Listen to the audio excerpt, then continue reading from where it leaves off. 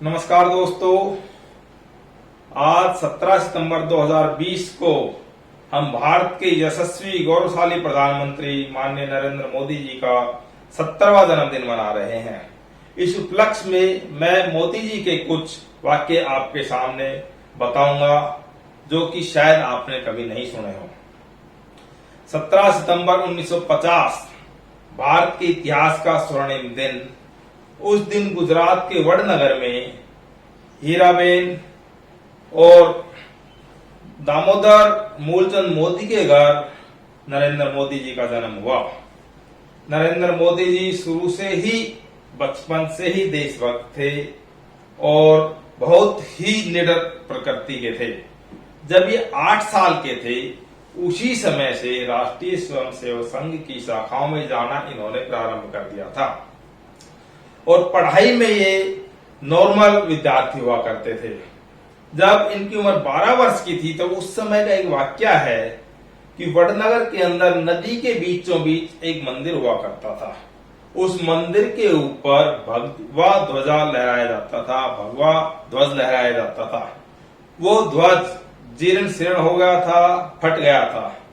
तो गांव वाले उस ध्वज को बदलने की कोशिश कर रहे थे, नया ध्वज लगाने की सोच रहे थे, लेकिन किसी के अंदर ये हिम्मत नहीं थी कि जो नदी है उस नदी के अंदर बहुत सारे मगरमच्छ हुआ करते थे कि मगरमच्छों के बीच में जाकर वो ध्वज कौन बदल के आएगा।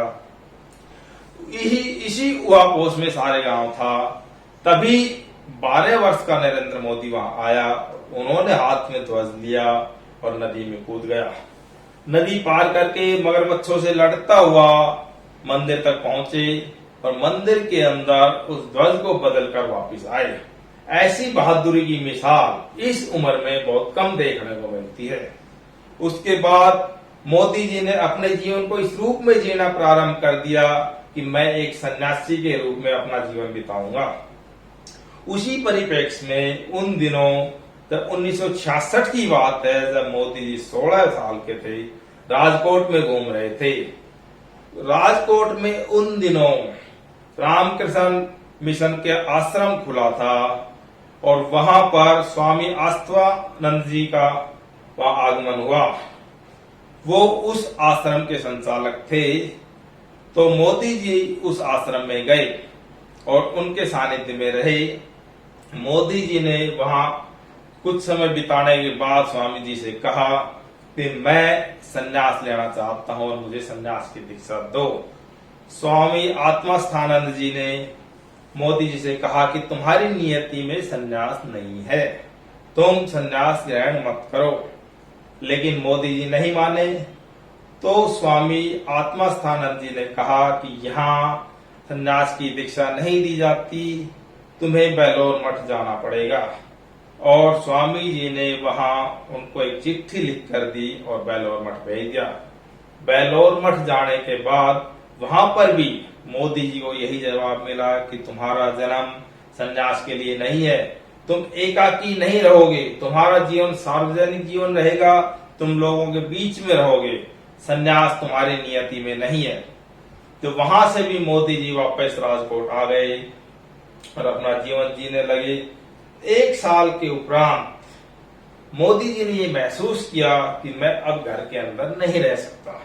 तो मोदी जी ने अपने परिवार को, अपने माता पिता को अपनी इच्छा बताई कि मैं घर से बाहर जाना चाहता हूँ। परिवार वालों ने पूछा कहाँ जाओगे, क्योंकि मुझे नहीं पता कि मैं कहाँ जाऊंगा, क्या करूंगा, लेकिन मुझे जाना है और कुछ करना है। परिवार वालों ने खूब मना किया, समझाया, लेकिन मोदी जी नहीं माने। और परिवार वाले डर रहे थे कहीं ये भाग न जाए। लेकिन फिर मोदी जी ने कहा कि मैं भाग कर कहीं नहीं जाऊंगा, आपकी आज्ञा लेकर ही जाऊंगा। फिर जब खूब समझाने के बाद में नहीं माने तो मां ने इनके माथे पर तिलक करके इनको घर से भेज दिया। तो उन दिनों 17 साल की उम्र में मोदी जी 730 दिन घर से बाहर रहे। 2 साल तक मोदी जी पूरे भारत में भ्रमण किया, हिमालय में किया, कहाँ कहाँ गए, किस किस से मिले, किसी को कुछ नहीं पता है। कोई कुछ बताते हैं, कोई कुछ कयास लगाते हैं, लेकिन ये तो केवल मोदी जी को ही पता है कि मैं कहाँ गया हूं और कोई इसका उदाहरण नहीं है। 2 साल घूम के आने के बाद मोदी जी वापस घर आए।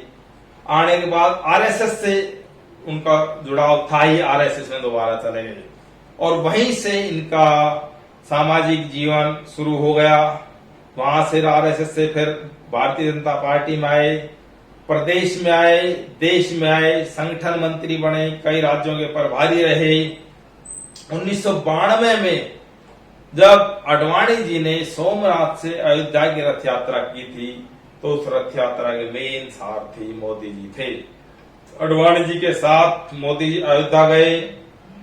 अयोध्या में जब वो घटना घट रही थी तो किसी ने मोदी जी से पूछा कि आप दोबारा अयोध्या कब आओगे। उस समय मोदी जी ने ब्रह्म वाक्य कहा कि मैं अयोध्या दोबारा मंदिर बनेगा तब आऊंगा। और ये वाक्य 5 अगस्त 2020 को मोदी जी ने पूर्ण करके दिखाया है और वहां भगवान राम के मंदिर की शिलान्यास करने ही मोदी जी गए हैं।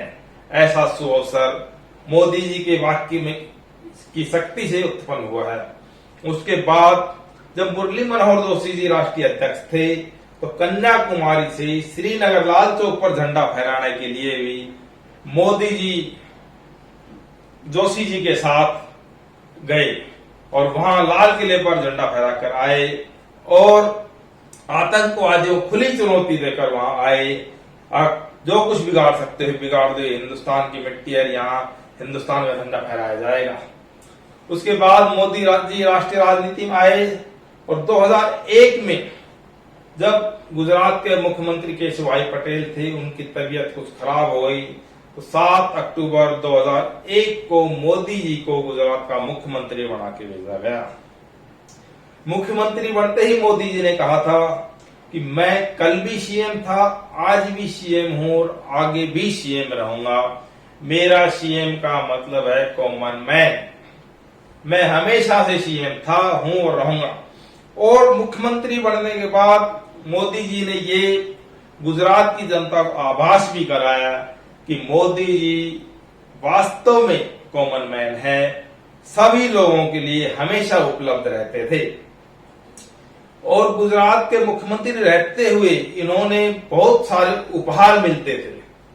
तो जो भतीजे भतीजे बच्चे होते थे उनकी इच्छा होती थी भाई चाचा को ताऊ को जो कुछ उपहार मिल जाए कुछ हमें भी मिले।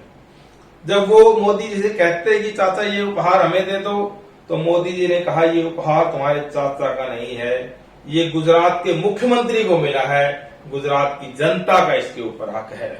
ऐसे है और वो इसलिए उनकी आंखों के तारे थे। 2002 में गुजरात के गोधरा में कार सेवकों की एक बोगी जिसमें 59 कार सेवक थे वो जला दी गई। उसके दौरान दंगे भड़के। उन दंगों को भी मोदी जी ने बहुत ही बहादुरी से और निडरता से शांत किया। उसके बाद 2002 दिसंबर में चुनाव हुए गुजरात में। उन चुनावों में 187 में से 127 सीटें जीतकर मोदी जी ने ऐतिहासिक जीत हासिल की। 2002 के बाद 2007 में चुनाव हुए, उसमें मोदी जी तीसरी बार मुख्यमंत्री बने। 2012 में चुनाव हुए, लगातार चौथी बार गुजरात के मुख्यमंत्री बने। 2012 में जब मुख्यमंत्री बने तो पूरे राष्ट्रीय स्तर पर ये पहचान हो गई और सब तरफ से ये मांग होने लगी कि मोदी जी जैसा हमारा प्रधानमंत्री होना चाहिए। पूरे देश से ये मांग आने लगी तो भारतीय जनता पार्टी को भी इस पर विचार करना पड़ा। 2013 में गोवा में भारतीय जनता पार्टी की राष्ट्रीय कार्यकारिणी थी, उसमें राष्ट्रीय अध्यक्ष राजनाथ सिंह जी ने नरेंद्र मोदी जी को 2014 की लोकसभा चुनाव की कमान सौंप दी। और 2014 का लोकसभा चुनाव मोदी जी के नेतृत्व में लड़ा जाएगा। उसके बाद 13 सितंबर 2013 को दिल्ली में राष्ट्रीय कार्यकारिणी ने भारतीय जनता पार्टी के प्रधानमंत्री पद का उम्मीदवार मोदी जी को घोषित किया। और घोषित होते ही पूरे देश में खुशी की लहर दौड़ गई। 13 सितंबर के बाद 15 सितंबर को मोदी जी की ऐतिहासिक रैली हरियाणा के रेवाड़ी शहर में हुई। 15 सितंबर को जो रैली थी हरियाणा के प्रांतीय अध्यक्ष श्री रामविलास शर्मा जी के नेतृत्व में ये रैली हुई और उस रैली के अंदर भारतीय जनता पार्टी जिला रेवाड़ी के अध्यक्ष सतीश खोड़ा जी, वहां के उपाध्यक्ष हनुमान प्रसाद अग्रवाल जी और उनके सभी साथियों ने मिलकर इस रैली को इतना प्रचंड बनाया। इस रैली में लाखों लोगों की भीड़ इकट्ठी हुई और पूरे देश की नजर इस रैली पर थी, जो भारतीय राजनीति के लिए एक मील का पत्थर साबित हुई। और पूरे देश में इस रैली से ये संदेश गया कि मोदी जी की स्वीकार्यता पूरे देश में है। उसके बाद ये रैली का प्रभाव इतना था कि 2014 के चुनाव में भारतीय जनता पार्टी को 282 सीटें मिली और 25 सालों के बाद भारतीय संसद में पूर्ण बहुमत की सरकार बनी। उस सरकार ने 26 मई 2014 में मोदी जी ने शपथ ग्रहण किया। शपथ ग्रहण के साथ ही पूरे देश के अंदर तो मोदी जी का डंका बज ही रहा था। शपथ ग्रहण से पहले ही मोदी जी ने एक ऐसी कूटनीति चाल चली जिसे पूरी दुनिया में भी भारत का डंका बजने लगा। भारत के सार्क के 8 देश, जो पड़ोसी 8 देश हैं, उनके शासनाध्यक्षों को मोदी जी ने अपने शपथ ग्रहण समारोह में निमंत्रण दिया। भारत के पड़ोसी 8 देश नेपाल, भूटान, बांग्लादेश, श्रीलंका, पाकिस्तान, अफगानिस्तान, म्यांमार और मॉरिशस, इन 8 देशों के राष्ट्राध्यक्ष मोदी जी के शपथ ग्रहण समारोह में आए। और सबको ये पता चल गया कि गुजरात का मुख्यमंत्री ही नहीं है, इनको पहले से ही इतनी विश्व स्तरीय जानकारी और कूटनीतिक ज्ञान है कि भारत का डंका पहले दिन से ही मोदी जी ने दुनिया के अंदर बजा दिया और दुनिया मोदी जी का लोहा शपथ ग्रहण से पहले ही मानने लग गई थी। 2014 में मोदी जी ने अनेक देशों की यात्राएं की और मोदी जी का ही एक गुण है कि 2 विपरीत धुरी वाले देशों से भी मोदी जी परस्पर संबंध बनाए रखते हैं। अमेरिका और रूस दोनों की एक नहीं बनती है, लेकिन मोदी जी दोनों के प्रिय हैं। इधर इजराइल और फिलिस्तीन दोनों एक दूसरे के दुश्मन हैं, लेकिन मोदी जी के दोनों दोस्त हैं। तो ये एक खासियत मोदी जी में ही थी। उधर पाकिस्तान कुछ चूचपड़ कर रहा था, तो मोदी जी ने पहले सर्जिकल स्ट्राइक की और फिर एयर स्ट्राइक करके ये बता दिया कि कुत्ते की दुम ऐसे सीधे नहीं होती है, ये डंडों के यार हैं, बातों से नहीं मानते, लातों के भूत बातों से नहीं मानते हैं। इसलिए अब पाकिस्तान भी शांत हो गया। उसके बाद 2014 में मोदी जी ने बहुत सारे काम ऐसे किए जो आज तक के प्रधानमंत्री नहीं कर पाए। स्वच्छ भारत अभियान चलाया, जन धन योजना का कार्यक्रम चलाया, जो पूरे देश में बहुत अच्छे तरीके से लागू हुआ। उसके बाद 2019 आया। 2019 के चुनाव में भारतीय जनता ने मोदी जी को और भी प्रचंड बहुमत से जिताया। जो पिछली 282 सीटें थी, अब 2019 में 303 लोकसभा सीटें देकर मोदी जी को दोबारा से प्रधानमंत्री बनाया और भारत का नाम दुनिया के अंदर स्वर्ण अक्षरों में लिखा जा रहा है। आज पूरी दुनिया कोरोना महामारी से जूझ रही है, भारत भी जूझ रहा है, लेकिन भारत के प्रधानमंत्री इस कोरोना महामारी में भी अपना दम दिखा रहे हैं और इससे जूझते हुए भारत को अग्रणी श्रेणी में ले जाने के लिए कोशिश कर रहे हैं। उधर चीन और पाकिस्तान दोनों बॉर्डर के ऊपर खड़े हुए हैं, युद्ध के तैयार हैं।